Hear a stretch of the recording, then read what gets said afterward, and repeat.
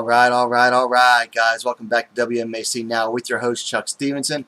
We're coming at you tonight with a special fight review. We're going to Bellator number 220, 27th April, flyweight division championship.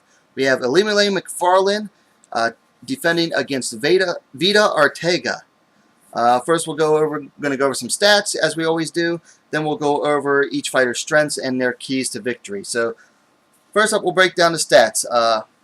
Age, MacFarlane's 29, Arteaga's 2 years older at 31. Record, MacFarlane is undefeated, 9-0. Arteaga's less experienced, she is 5-2.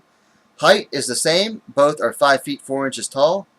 And available reach, MacFarlane has a 2.5-inch reach advantage, 66.5 to 64 inches. So, now we looked a little bit at both fighters. Let's break each one down. So we'll start with the challenger. Veta Arteaga. Arteaga's strengths. She is a heavy hitter. This girl hits hard. She broke Anastasia Yankova's nose, I believe. She swelled up Brooke Mayo's eye to the point that the doctor had to stop it. Arteaga has heavy hands for this division, which helps her at the next point because she excels in the brawl.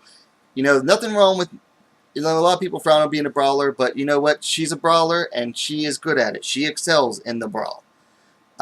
She's going to, she sucks fighters into it. She comes forward, and she sucks fighters into the brawl, just throwing heavy hands, and most of her opponents can't help but brawl back with her. And then finally, Arteaga is absolutely relentless. She is always coming forward. I don't think I've ever seen her move backward in any of her fights. So all of those work together. You know, she comes forward relentlessly with the heavy hands and looking to brawl, and she uses it very effectively in her fights. Now we've looked at her strengths. Let's look at Arteaga's keys to victory. First one, make it sloppy. You know, I already said she excels in the brawl. That's what she needs to do here. She needs to make it sloppy against MacFarlane. She needs to take MacFarlane off of her game. She needs to constantly have her on the defense in the striking.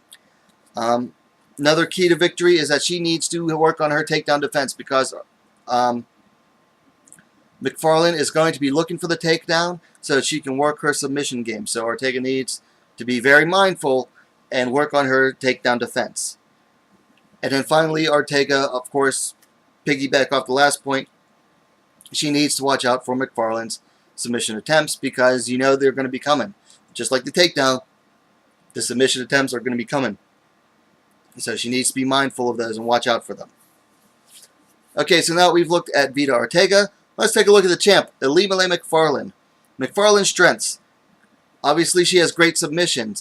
She has finished 7 out of 9 fights, I believe, and all of those finishes are by way of submission, including 3 straight armbar attempts, 3 straight armbar finishes.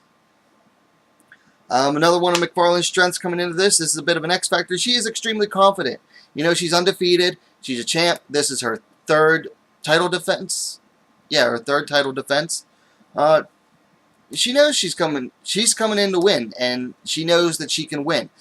You know, after her last fight, she was talking about, in retrospect, that going into her last fight against Valerie Letourneau in Hawaii, she was more stressed out about planning her celebration luau than she was about what she was going to do in the fight, because in her mind, she already had the fight won. So she's coming in here, she's already had this fight won. And then finally, she has that championship fight experience. Now, she's only gone beyond the 3rd round once, and that was in her title fight against Emily Ducote that she won by 5th round submission. But she has that experience, you know. She has that not only in fighting in the championship rounds, but she has experience in, you know, the world title fight that's going to weigh down on you. But she has that experience, so she knows what to do when she gets in there. So now that we've looked at MacFarlane's strengths, let's look at her keys to victory. First of all, she has to stay composed. Arteaga is going to be looking forward, coming to drag her into a brawl. And MacFarlane has a history of being a little sloppy herself. particularly in that first round at the beginning of the fight against Alejandra Lara. But she needs to not do that. She cannot get sucked into Arteaga's brawling game. She needs to stay composed. And then to piggyback off of that, she needs to pick her shots. Not only her shots standing, she needs to pick when to go for the takedowns. Always be picking the shots. You know, stay composed, pick the shots, and then finally, she needs to time the takedowns off of the rush. When Arteaga fought Bruna Ellen was able to take her down during the middle of Arteaga's rushing forward, and that's what Ilima should do here. Time the takedowns, you know, wait for her to rush in, and then time the double leg, because it'll be there. So if she can do that, then she'll be all right. So guys, that's both fighters. How I've broken down the fight here. You know what they each need to do. So now it's time to make the prediction.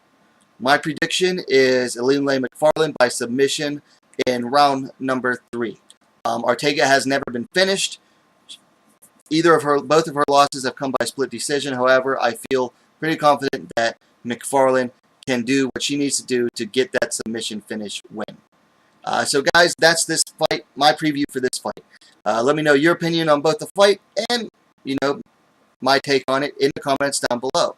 And what are you waiting for, guys? Subscribe to WMMA now, the fastest growing women's mixed martial arts dedicated platform on YouTube. Guys, we'll catch you next time.